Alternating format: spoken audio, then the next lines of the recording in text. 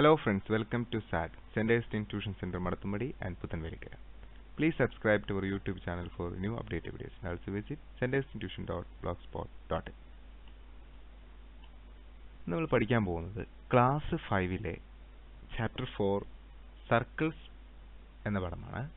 അത് part 1 using a compass.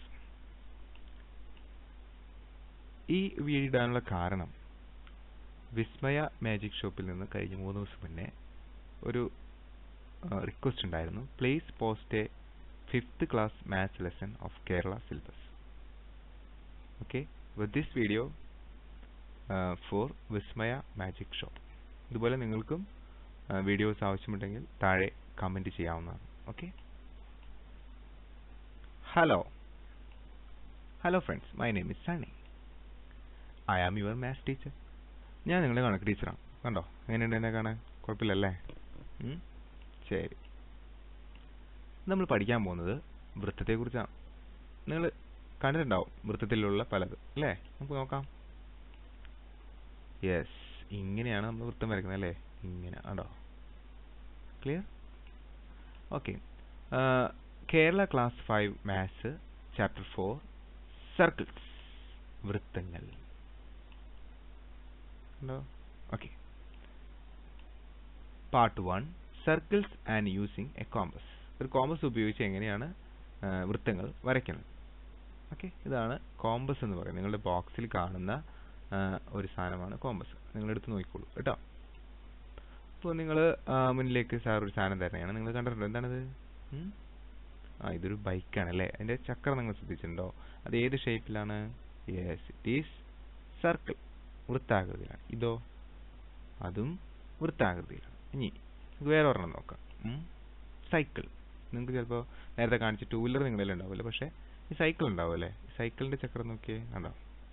അതും വൃത്താകൃതി. ഇവിടെ നോക്കിയേ, അതും വൃത്താകൃതി. കണ്ടോ? സർക്കിൾസ്. ഇത് നിങ്ങൾ കളിച്ചിട്ടുണ്ടാവുമല്ലോ, ഫുട്ബോൾ അല്ലേ?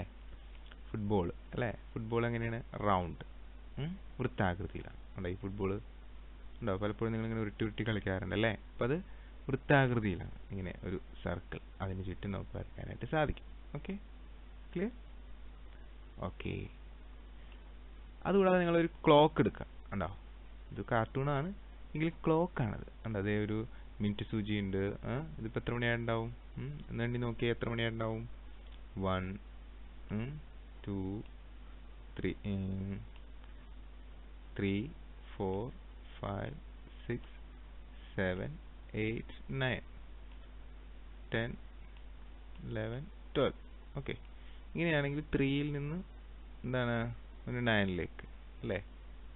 അപ്പോൾ ഏകദേശം 3 മണി ആവാൻ പോകും. അതൊരു ക്ലോക്കാണ്. ക്ലോക്കിൻ്റെ ചുറ്റും നിങ്ങൾ നോക്കിയേ, ക്ലോക്കിൻ്റെ ചുറ്റും ഒരു വൃത്താകൃതിയിലാണ്. നിങ്ങളുടെ വീട്ടിലെ ക്ലോക്ക് അങ്ങനെയാണോ എന്ന് നോക്കൂ. യെസ്, കണ്ടോ?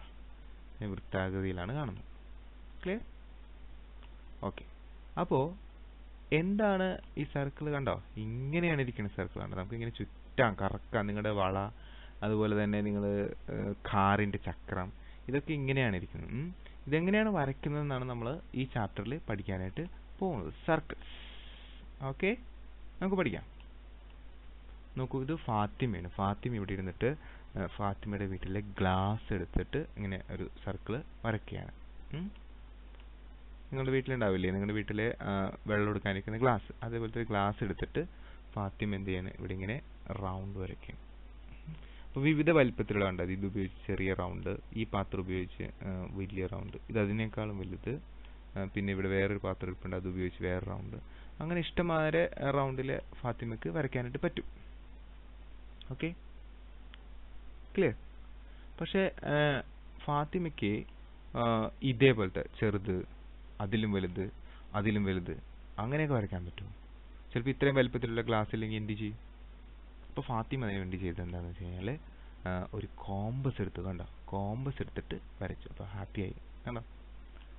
യെസ്, അപ്പോൾ നമുക്ക് കോമ്പസ് എന്ന് പറയുന്ന സാധനം വേണം.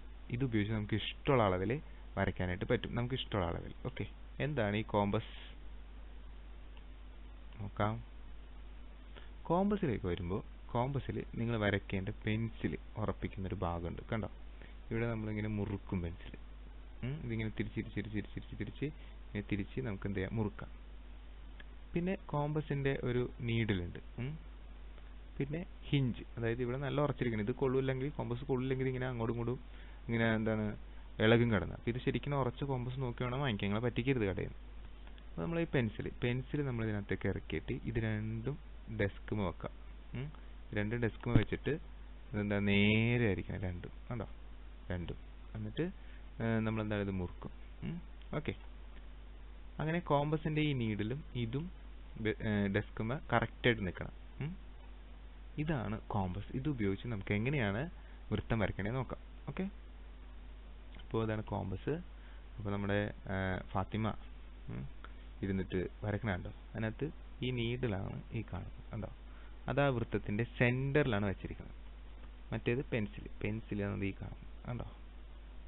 എന്നിട്ട് ഫാത്തിമ എന്ത് ചെയ്തു, കയ്യിൽ എവിടെ പിടിച്ചേക്കണേ, ഇതിന്മേനെ പിടിച്ചേക്കണേ, കണ്ടോ. എന്നിട്ട് അങ്ങോട്ട് തിരിച്ചു, കണ്ടോ. ക്ലിയർ? അങ്ങനെയാണ് ഫാത്തിമ അവിടെ എന്ത് വരച്ചിരിക്കുന്നത്, വൃത്തം വരച്ചിരിക്കുന്നത്. ഓക്കെ, അപ്പോൾ ഒരു വൃത്തം വരയ്ക്കണമെങ്കിൽ ആദ്യം നിങ്ങൾ ചെയ്യേണ്ടത് എന്താണ്, ആദ്യം കോമ്പസിൻ്റെ നീഡിലൂടെ കുത്തിപ്പിടിക്കുക. അത് അനക്കാൻ പാടില്ല, മാറ്റാൻ പാടില്ല. എന്നിട്ട് നിങ്ങളുടെ കൈ ഇവിടെ പിടിച്ചിട്ട് ഈ പെൻസിലും കൊണ്ട് ഇങ്ങനെ റൗണ്ട് ചെയ്യുക, കണ്ടോ, ഇവിടം വരെ, തുടങ്ങിയോടത്ത് വരെ എത്താം. Okay, clear? അപ്പോൾ ഇതാണ് നിങ്ങൾ കുത്തിയ സ്ഥലം. അതിന് വിളിക്കുന്ന പേരാണ് സെൻറ്റർ. വൃത്തത്തിൻ്റെ സെൻറ്റർ, കേന്ദ്രം. ആ വൃത്തത്തിൻ്റെ കേന്ദ്രത്തിൽ നിന്നും ഇവിടം വരെയുള്ള അകലം, അതായത് വൃത്തത്തിൻ്റെ കേന്ദ്രത്തിൽ നിന്നും ഈ വൃത്തം വരെയുള്ള അകലം, അതേതുമായിക്കോട്ടെ, ആ അകലത്തിനെ നമ്മൾ വിളിക്കുന്ന പേരാണ് റേഡിയസ്, ആരം. മലയാളത്തിൽ നമ്മൾ ആരം, അതാണ് റേഡിയസ്. ക്ലിയർ? ഓക്കെ, അപ്പോൾ നമ്മളൊരു വൃത്തം വരച്ചു. എങ്ങനെയാണ് വൃത്തം വരച്ചത്? കോമ്പസ് എടുത്ത് നമ്മൾ വെച്ചു. ആദ്യം കോമ്പസ് തുല്യമാക്കി, ഇത് നല്ലോണം ഉറപ്പിച്ച്, ഇതൊക്കെ നല്ലോണം ഉറപ്പിച്ചതിന് ശേഷം കോമ്പസിൻ്റെ നീഡിൽ നമ്മൾ സ്ഥലത്ത് കുത്തി. അതാണ് വൃത്തത്തിൻ്റെ കേന്ദ്രം, സെൻറ്റർ. എന്നിട്ട് കോമ്പസ് നമ്മൾ എന്ത് ചെയ്തു, കറക്കുകയാണ്. എങ്ങനെ? ഈ മോളിൽ പിടിച്ചിട്ട്, ഇവിടെ പിടിച്ചിട്ട് ഈ പെൻസിൽ നമ്മൾ ഇങ്ങനെ ചുറ്റുകയാണ്. ക്ലിയർ? ഓക്കെ, അപ്പോൾ ആ വൃത്തത്തിൻ്റെ കേന്ദ്രത്തിൽ നിന്നും ഈ അറ്റം വരെയുള്ള അകലത്തെ നമ്മൾ ഇത് വിളിച്ചു റേഡിയസ്, അഥവാ എന്താണ്, ആരം. ഓക്കെ, അപ്പോൾ ഇങ്ങനെയാണ് നമ്മൾ വരയ്ക്കേണ്ടതെന്ന് മനസ്സിലായി. അപ്പോൾ നമ്മുടെ സ്റ്റെപ്പിലൊന്ന് നോക്കാം. To draw a circle or arc with a compass, make sure that the hinge at the top of the compass is tightened so that it does not slip. അതായത് നിങ്ങളുടെ ഹിഞ്ച്, ഈ സാധനം കണ്ടോ, ഇതെപ്പോഴും എന്താണ്, സ്ട്രോങ് ആയിരിക്കണം. ഇതിൻ്റെ ബോൾട്ട് നിലയിൽ പോകാൻ പാടില്ല.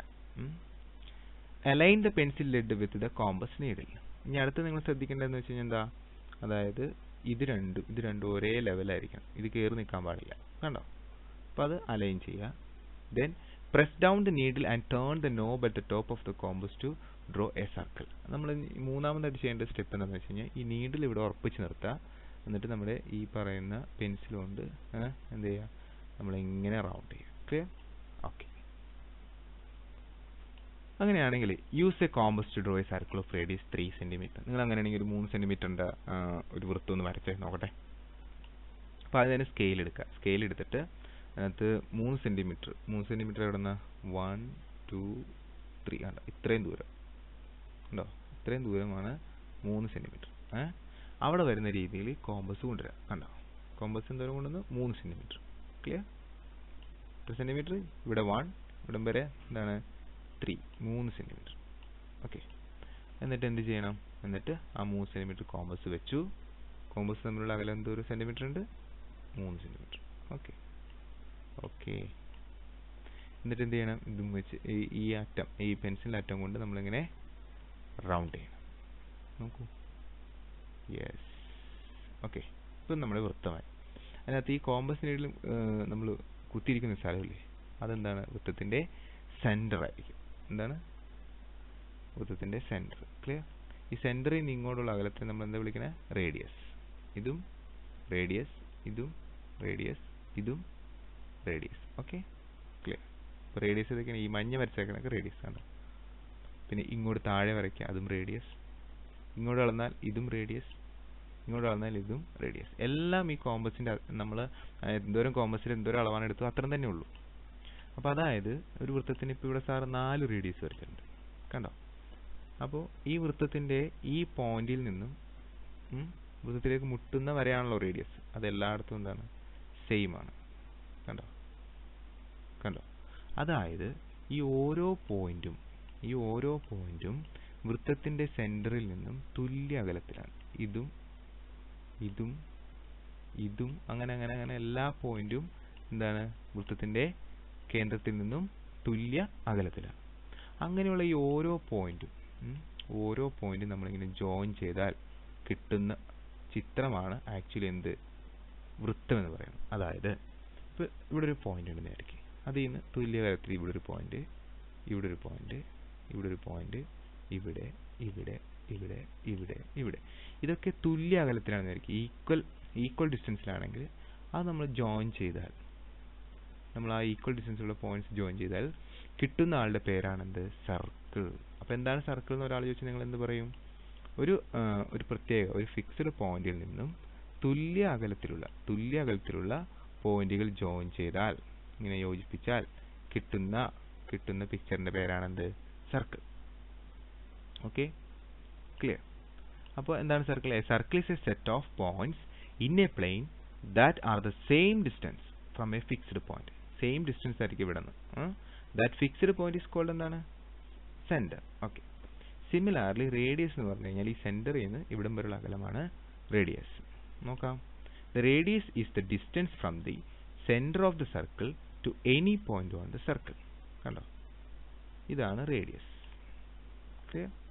സെന്ററിൽ നിന്നും ഈ വൃത്തത്തിൽ ഏതൊരു പോയിന്റിലേക്കുമുള്ള അകലമാണ് റേഡിയസ്. ഇപ്പോൾ സെന്ററിൽ നിന്നും ഈ പോയിന്റിലേക്കുള്ള അകലം അത് റേഡിയസ്, ഈ പോയിന്റിലേക്കുള്ള അകലം റേഡിയസ്, ഈ പോയിന്റിലേക്ക് അത് റേഡിയസ്, ഈ പോയിന്റിലേക്ക് അത് റേഡിയസ്. ഈ റേഡിയസ് എല്ലാം എന്തായിരിക്കും? സെയിം ആയിരിക്കും. മനസ്സിലായോ? അപ്പോൾ ഒന്നുകൂടി പറയാം. എന്താണ് വൃത്തം? ഒരു പ്രത്യേക പോയിന്റിൽ നിന്നും തുല്യ അകലത്തിലുള്ള എല്ലാ പോയിന്റുകളും നമ്മളിങ്ങനെ ജോയിൻ ചെയ്യുമ്പോൾ കിട്ടുന്ന പിക്ചറാണെന്ത്? സർക്കിൾ. അതിനകത്ത് എവിടെ നിന്നാണോ നമ്മൾ അളന്നത് ആ ഫിക്സ്ഡ് പോയിന്റിനെ വിളിക്കുന്ന പേരാണ് സെന്റർ. ഇനി ആ സെന്ററിൽ നിന്നും വൃത്തത്തിലേക്കുള്ള ആ ഫിക്സ്ഡ് ലൈൻ, ഡിസ്റ്റൻസ്, അതാണ് എന്ത്? റേഡിയസ്. റേഡിയസ് സെയിം ആയിരിക്കും, എല്ലാ പോയിന്റിലേക്കും സെയിം ആയിരിക്കും. ഓക്കെ. റേഡിയസിന് ഒരെണ്ണത്തിന് നമ്മൾ റേഡിയസ് എന്ന് വിളിക്കും, കുറേ റേഡിയസിനെ നമ്മൾ നോക്കും റാഡി എന്ന് വിളിക്കും. ഓക്കെ. അതിന്റെ plural of radius is radii. ഇപ്പോൾ ഒരു ക്വസ്റ്റ്യൻ ചോദിക്കാം നമുക്ക്. Use a compass to draw a circle of radius 4 cm. എങ്ങനെ നമ്മൾ 4 cm റേഡിയസ് വരയ്ക്കും? നോക്കാം. Step: use a ruler to set the distance from the point of the compass to the pencil lead at 4 cm. നിങ്ങളൊരു scale എടുക്കുക, അതിനകത്ത് 4 cm എന്ന് പറയുമ്പോൾ ഇവിടെ നിന്ന് ഇവിടം വരെ, കണ്ടോ? ഇത്രയും ഭാഗമാണ് 4 cm എന്നാണ്. ഇവിടെ നിന്ന് ഇവിടം വരെ, ഇവിടെ മുതൽ 4 വരെ. ഇപ്പോൾ ഒരു കോമ്പസ് എടുക്കുക, 4 cm മെഷർ ചെയ്യുക. Okay. Then second step: place the point of the compass at the centre of the circle.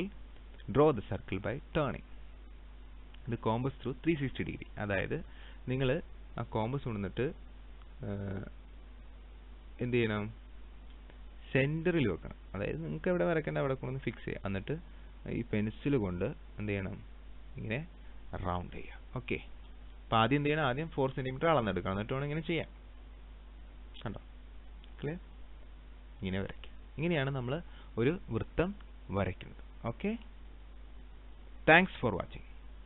Please subscribe to our YouTube channel.